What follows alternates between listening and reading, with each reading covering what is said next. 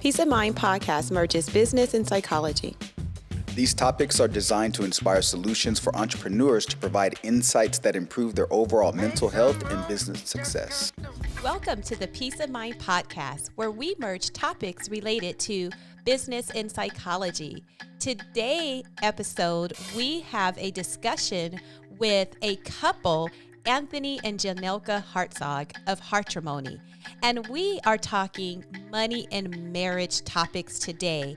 They were able to pay off $114,000 of debt in such a short amount of time. And we're going to be able to hear their story and their journey on today's episode. Welcome.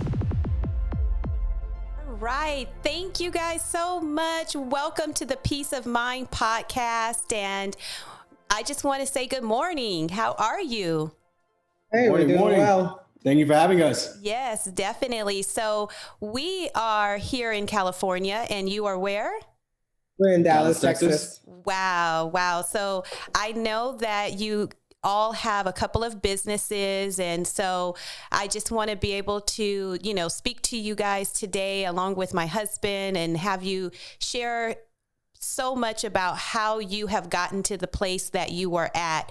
So for our listeners, we are here with Anthony and Janelka Hartzog, and they have an incredible story in terms of the journey that they went on to become debt-free. And so tell us a little bit about yourselves. How did you guys meet, and share with us who you are? Okay, so I'm Janelka, and this is my husband, Anthony. We are born and raised in Brooklyn, New York. We met by living in the same building, which our mothers actually still live there, maybe 20 years ago. So we dated in high school, separated, and got back together once I graduated from college. Got engaged 2014, married 2016 of May, and then moved to Dallas June 2016. So just a month apart. And we've been down here. We got a dog as soon as we got down here. That was one of my stipulations coming down to Dallas. And then in regards to our journey, we started paying off our debt January 2017. So do you want to say how it started? We had $114,000 of debt, and we paid it off in 23 months. And that's been like a huge part of our story, and just, continuing to share how we did that. And we did that not just by cutting expenses, but also by, raising our income. So that's a big part of our story. Yeah. And so we decided to start the journey just based on seeing how much we spent Christmas of 2016. And then we got into Dave Ramsey. We took his Financial Peace University course, and that basically kicked off everything for us. And for us, we definitely understand about finances. We've been married, over 24 years. My husband is actually in the industry of financial services, and he has always been really good about being able to understand.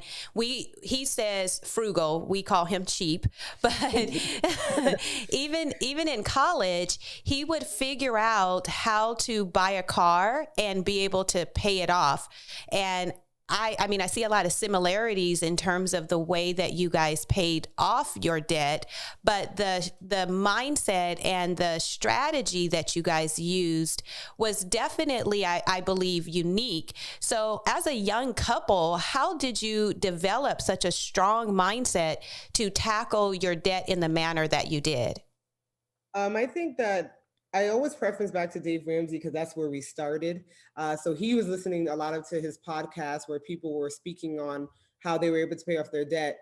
And so I would overhear the stories of people that were single or couples that had way more debt than us, that in regards to income, they made less income, but they were still able to pay it off. So I'm like, okay, well, this might be possible for us. Mm-hmm. And so we started it, and we didn't really have an end goal at that time when we started. But when we started to see where our money was going, we were like, okay, we can pay this off by my 30th birthday, which we were able to do.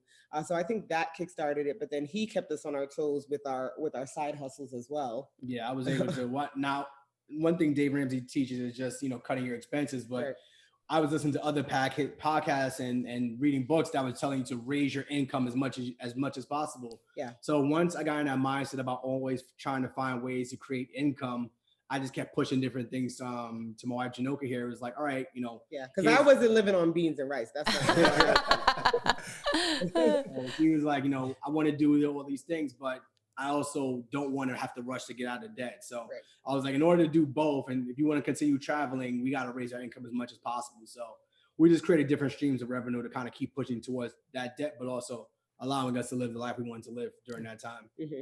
Right. And one thing about debt is that it can create just a lot of different emotions. So there's so many emotions surrounded around debt: shame, guilt, and a lot of times it causes a lot of marital issues because of the fact that you're not able to travel, and you may have different mindsets revolving around money. Like Janelka said, I'm not eating beans, and I'm similar. And so, especially I believe when you are hardworking, and if you've had the opportunity to be able to go to college, there are certain things that you're like, I deserve to have certain things. And so when you have debt, there's so many different emotions that go around that. Share with us how you guys were able to deal with that and have those hard conversations revolving around money and emotions to budget. I think for us, it was a hard conversation because for him, once he gets into something, it's kind of like take off. That's it. That's eye on the prize, and that's it. And I'm just like, we'll get there. We're moving faster than most of the world. Like, what is the rush? There's no reason for that. And so for me to get on board, I made it very, very clear as to, okay, we can do this, but let's, like you said, with the raising of the income. I mean, I even had him sign a contract that, I'm obsessed with Beyonce. So like the Beyonce concert came around, we had to go. And at the time we had a Greece plan the next year, which we didn't end up doing it because we were paying off our debt. Like we'll still be able to do that. And so I think just those conversations, making it fun, make it an understanding from the beginning, kind of where we both are with it, helped us basically. And to help us manage the emotions, we had the conversations pretty often. So it wasn't like we were talking about money once a month. It wasn't like this taboo thing. It became every day. We may not be having a sit down conversation every single day, but it comes up every single day. And we had a structured conversation at least once or twice a month about it. Right. And then I think also the budgeting as well has helped because it wasn't just budgeting for groceries in your car. I'm still budgeting for brunch. I'm still budgeting for movies and date night. So we still have that fun component of it. So I think all those things assisted with it. Yeah. I love what you both are talking about because I can tell that you're both working together. And I think, when somebody has one philosophy and the other couple has another philosophy, problems arise because now you're moving in two different directions. But one of the things you talked about earlier, Anthony, is the fact that you looked at other ways to make money to go ahead and increase your income so you can still enjoy the kind of lifestyle that you wanted to have, like going to the Beyonce concerts and being able to travel. Talk to our audience a little bit about what that was. What did it look like? What was your mindset behind it? And how did you manage all of it? Yeah, so it came around just, like I said, listening to different podcasts and reading different books. So it's like some of the things we did, there's more practical things was, we have a dog. First thing we did was, it's like, all right, we know the quickest way to raise our income is to get another job. So that's what we did. We both love to work out. So we both got a job at Equinox, which is a fitness club here in Dallas. And it's actually worldwide at this point. So we started working there for a couple hours. And then she was like, she wanted to work there as well. So because he started working first. And I work at home full time and I was getting off at 4 p.m. So I'm like, I can do more. So we both started working at the gym. And then we also have a dog. So we put our apartment on Rover, which is like a Airbnb for dogs. So people kind of drop off their dogs and you kind of watch them, like a pet sitting. And they kind of use that platform. And it helped us because our dog was uncomfortable around being around other dogs. But having them in his own environment made him a lot more comfortable. So we put our apartment on pretty much rover.com. And then we also rented out my car, which I got a brand new car when I got down to Dallas because she got an open concept kitchen and a dog, and I wanted something too. You had just turned 32 in a celebration. I love being in a car, and then we paid off that car in a year because I was able to put it on a platform, Turo.com, which is pretty much like an enterprise, but just for more luxury vehicles that allow people to kind of rent out your car without having to go to Enterprise or like Hertz or something like that. And then we also started a cleaning business in Dallas, Mates to Match in Dallas, Texas, which is we're still running to this day. And that was kind of like, just kind of took off a little bit. So. And then what else did we do? I'm a therapist, so I started working private practice. So it's a side hustle, but it's in my career as well. Right. So I was doing that for a year as well. So I love that. So what was your mindset around managing all of that? Because I can imagine people are listening and they're like, okay, they work, they have this and they have this, and they do 3 or 4 different things. Like, how did you manage it all? How did you just keep all of that working, considering the fact that I know you had a goal and you had an outcome, but how did you actually implement? So the biggest thing that we always say is we feel like most of our side hustles were very flexible. So with Rover, I could just say I'm not watching dog. You can always shut down the calendar, right? At Equinox, they understood that we had full-time jobs. Yep. So it just kind of was like maybe 3 shifts a week, 5 hours. So maybe 15 hours a week there. With Turo, didn't require much out of us. People came and pick up the car and just go. Even with my private practice, I set how many days I was going to be in the office. And then when we realized, we're like, okay, the next weekend, we're not going to do anything. We're going to stay still. No dogs, no Equinox, no, anything. I may have to go see my clients from 8 to 12, but then after that's just us. So making sure that we prioritize time for us was important as well. So that's kind of how we went about it, the flexibility and just being intentional about it. But also, none of these side hustles we did, we hated, right? I wouldn't say that if you don't like retail, I wouldn't say go work in Walmart, right? Right. So just do a side hustle, because then it becomes a burden, becomes a stressor, and you won't continue it. So he always says, start with what you know. So there may be something in your career that you can do on the side. That you can monetize and things like that. So yeah, like an example of that would be just you doing your therapy on the side. Right. One of my first side jobs when we were back in Brooklyn was I was teaching technology to at-risk youth and elderly people. So if you're a coach at a school, maybe you could have after-school programs or something like that. So start with what you know, but also make sure it is something that you enjoy, and also try to make sure it's as flexible as possible. You don't want to be tied into something that's going to be draining you every single day. Right. That's so good. And you talked about just all of these different businesses that you have together, right? And there's a component of it that needs to be fun. Can you give us some tips about how to integrate the fun and the business together so that other people, if they start taking that journey, can really maximize their idea? So I think in regards to the cleaning business, as one of our, biggest businesses together, we know our strengths, really. Yeah. So he works in IT. And so when it comes to anything dealing with the website, charging anything in the back end, he will do. I'm the face kind of customer service, of dealing with all of our technicians and dealing with the clients when issues come up and stuff like that. So we go based off of our strengths of, we know like, okay, I can't handle that, so you handle this. It's not always fun, but it's what works for us. And then, like I said, with the other side hustles, when we were at Equinox, we both were there. So that, we were kind of able to see each other in that regard, even if it's just like he's walking by or like, what are you doing at the desk? It's not a lot, but it's an extremely high-end gym too. So we had a free membership. So that's going to make it fun. You can work out at a high-end gym, free membership.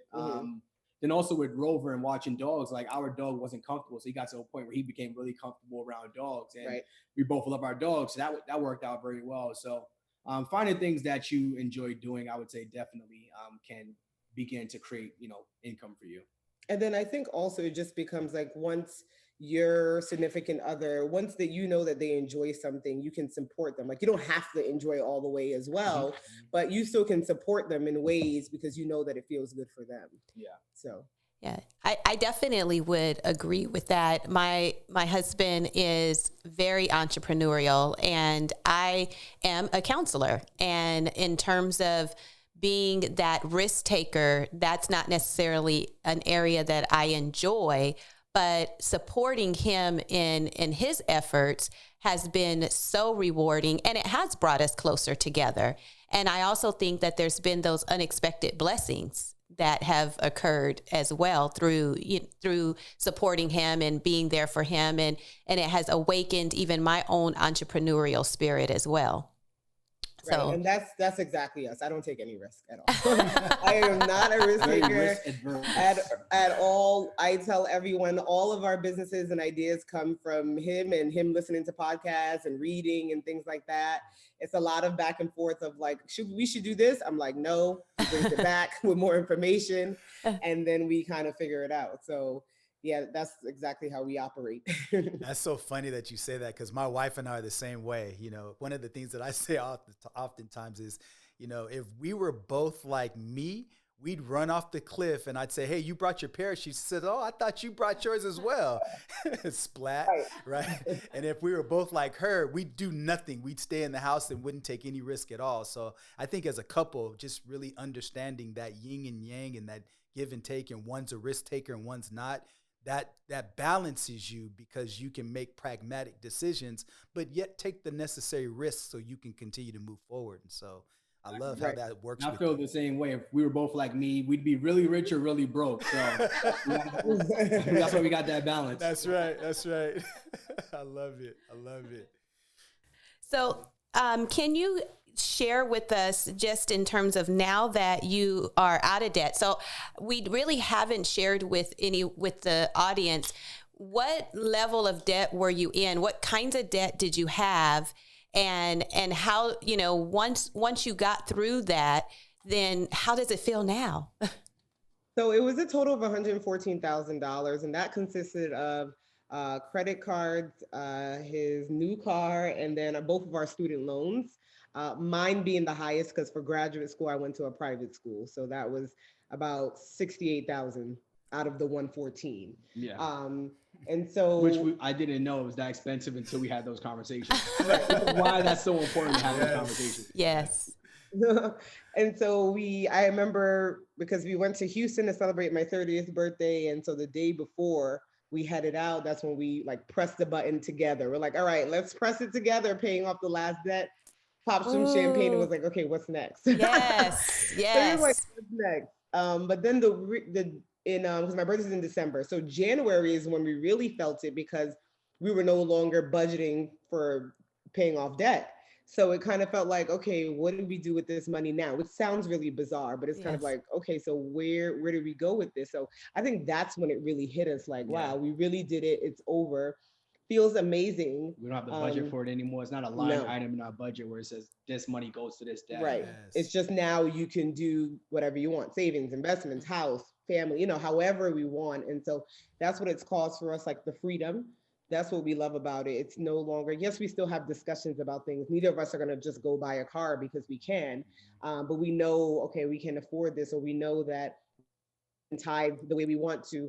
We know that we can provide for family and friends as needed. So those things feel amazing for us. That's why we use it so much, because it gives you that freedom. Mm-hmm. Yes.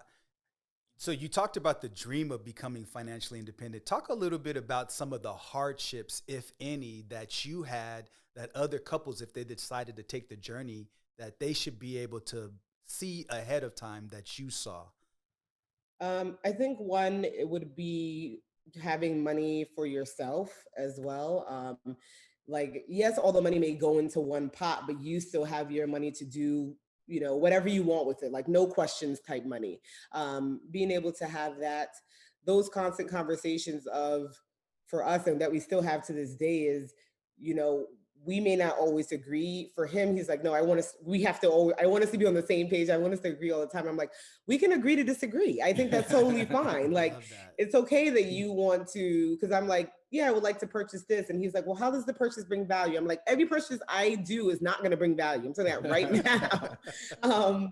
So kind of just continuing those conversations and making it, I think, clear and understand as to where you guys are with it. And then before you even get to that point where you're having those type of conversations, like going back to the debt, some of our biggest struggles came around just like being on the same page. Like, I wanted to keep pushing harder and faster to get us to the goal. And, you know, I had to realize that wasn't in our best interest, because she didn't want to do that. So I had to realize, all right, we are comfortable with the route we're going. And it kind of took me to say, all right, we're going at a comfortable space. We're going at a comfortable speed. And, you know, and then just being on this and just keep going. Now that's another hard part. That's why we shared our story so much, because we wanted not just to brag about it, but we wanted people to hold us accountable. Like, all right, you guys are almost there. You know, how are you doing with this? Just providing us with more people just on our backs about it, just making sure we're still holding ourselves accountable. And also like celebrating those wins. And so we spoke about that every time we like paid something off or like a significant amount for us, like celebrating that. Maybe we were going out, or maybe we'll do a hike with the dog, just something that to make us feel good, you know, about the progress that we've made. Yep. I love that. It kind of reminds me of the journey of losing weight. You know, you start off and you're gung-ho about it. And then after a week, the real hunger starts to set in.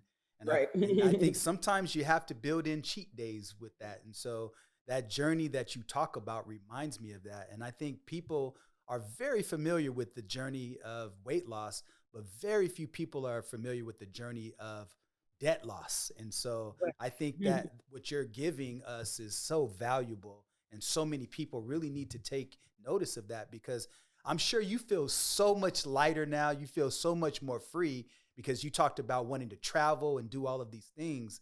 How great is it now that you're on the other side, now that you can have the rest of your life? You're not even in your 40s. I mean, tell me about what you're looking forward to for the rest of your life. So some of our goals and what we look forward to is getting an investment property. Another thing I had to come around to. Getting an investment property, starting a family. Those are like some of our big goals. This year was supposed to be a year of travel, but you know, coronavirus had some other plans. So those are some of the big things. I don't know if I missed anything. Just overall creating generational wealth now that we have the ability to put this money towards whatever we want to. Now it's like, all right, the money is not just for us. Now let's start worrying about family and friends, make sure they're in positions to succeed. And also, you know, if we have a kid down the line, making sure our kid is set up where they don't have to go through the same struggles we did. Okay, I just have to ask this, and my wife's probably like, okay, let me get in. Now, did you have any cheat days, like where you had the plan and you fell short? Because there are going to be some people that are inspired by your story, and we don't want them to necessarily get the impression that everything was perfect and every decision you made was 100% in agreement. Tell us a little bit about some of the shortcomings, if there were any. I'm just assuming there were. Now I'll start with just the budget. It took us 3 months to get a budget in order. We was like, January 1, we're going to do a budget. And we did a budget and it was off for 3 months straight. And you don't realize how off your expenses can be when you're just going off a pen and paper. But when you start spending the money, it took us about 4 months to get like a solid budget. We're like, all right, now we understand how this budget works and how how our expenses are going and how our savings are going. So that was the first one I could think of immediately that we had to kind of overcome. Right. And then I think also for me with like traveling, that was a big thing for me. I mean, he really can kind of care less if we travel, but I'm big on that. And so I had a trip of going to Trinidad for Carnival the following year, 2018, which is very expensive. And so having those discussions of, well, you know, if you're going on this trip, that kind of sets us back. And I'm like, yeah, it may set us back a month or two, but I still have these memories. And so making the decision of, okay, so then the money that I'm getting working on Equinox, I will use that money then it's not necessarily coming from our 9 to 5 or anything like that. So that was a conversation, which I think was fine for us at the time. It was ongoing struggles in that regard, and always just, I think, kind of checking each other. I think that's important, that communication of where we are, where we plan to go, how it's looking. So we say that we have like a family meeting every month. Every time we do the budget, it's not just about the budget. It's how's work, how are we doing, hitting all of our goals, personal, spiritual, things like that. And so that helped as well. Yeah, that's how we created our wealth, is having those family meetings. And as we were raising our kids, we also included what was important to them in terms of they were in debate, mock trial, basketball, and balancing our time, because family legacy is also about values. It's not just about the economic empowerment piece and being able to have that generational wealth, because you can have generational wealth without the values. And so that's what I hear you guys speaking about, is that you took each other in consideration when you were making your budget and having those tough conversations. And I hear Anthony saying, this may have been important to me, but it wasn't important to my wife. And the same with you. You were figuring out what was important to you, but also what was important to Anthony. And you guys were able to base your budget on those values. And then from there, you were able to achieve goals. And I believe that in any marriage, that is what keeps the marriage together. And so you were not just keeping your finances together, you were in your money, you were also keeping your marriage together, because one of the number one reasons why people do end in divorce is as a result of finances. And so you kept your family values at the center of your budget. And that's to be commended as a millennial couple, and utilizing some tools that we didn't necessarily have as we started on our marriage journey. The consistent thing that I heard you guys say is that you listened to podcasts. And that was how you began to gain some of your understanding and your knowledge. For us, as we were younger, it was the books that we read and the mentorship that we got from our pastors and those people who were in our life. So the world is changing in terms of how we are getting our information to be able to make those life changes for the better, because that's really what it's about. Is we always want our generation to be better than the one before, so that way we can begin to move forward in that way. And that's very important that you mentioned just that difference, is because now we have the ability to get information from all across the world, from different walks of life, and you can kind of implement that how you want to, and quickly too, and kind of implement that in your life, however you see fit. So that's been extremely helpful for us. Yes. One of the things that I am just definitely excited about highlighting is in our journey, education was key for us. That was what we felt was going to be the way to get us out of poverty. And now, in terms of understanding, it really is making sure that we have the economic piece. So, of course, I believe in education. I have a master's degree. My husband has a doctorate degree, and having what we would say in his world is, the good debt versus the bad debt. And so good debt in terms of taking on an education and taking on debt related to that. But many times I know we've had friends who still have their student loan debt, and they're like, I'm not even concerned about paying it off. And so I believe that you guys are an example to other young millennials that you can go to college and you can obtain a degree and you can pay off that debt and be able to begin to move forward in your careers and in your economic empowerment. And then now we have so many ways to get that same education. Talking to a younger version of myself, maybe it wasn't wise of me to live on the expensive student housing side of things. Yes. Because you're gonna have to pay that back. You talk to people about this, you hear it, but you don't really know it until that money's coming out your check. Then sometimes those conversations are not happening. I mean, for college, it kind of was. I'm like, some people think back, were you forced to go to college? I'm like, I don't know that I was forced, but I kind of knew that was the next step. I don't know. I don't feel like my parents was like, you must go, but it wasn't a question that I wasn't going, right? Mm-hmm. And so those conversations, they're a little different now that we are where we are. Yes, we 100% have talked to our children very differently, in that college is to be able to find who you are and to be able to establish your network, and being able to really move forward in a different manner. And the fact that that's not the end all be all. And for some, depending upon the skill set that you have and depending upon your goals, like you said, why is it that that's always the next step? And I think particularly within the African-American community, that is one way that we use to validate our brilliance. But there are so many other ways that we can validate our brilliance. When I went to college, I thought I was going to get out and start making six figures. My first job out of college, I made like $9 an hour. And the job that I have today came 5 years after college from somebody I met in college. So, and I've been at this job for 8-9 years now. So, that's definitely a point of college to kind of get your network and establish yourself as a person. So I Yes. totally agree with you on that. Yes, definitely. Definitely. So one thing that we want to be able to, to do is, share with people how they can connect with you, because people are going to want to know. There are many people, my husband deals with this a lot in his industry, that there are many people who have way more than $114,000 of debt. And so there are going to be some people who are going to say, how is it that you did that? So they're going to want to connect with you. You've been on Good Morning America. You've been featured in Black Enterprise, so they can hear your story there. But if they want to know more about the businesses that you have started and some of the things that you are up to now, how can they connect with you? How can they find you? So mostly they can find us on either Instagram or Facebook, and you can find us at The Hartrimony. So it's at the HARTRIMONY, and that's a play on like our last name, Hartzog and matrimony. So it's Hartrimony. We have not started a website yet, but we're looking to do that. But for now, those will be the places. Yes, yes. Well, we have truly enjoyed our time with another young millennial couple.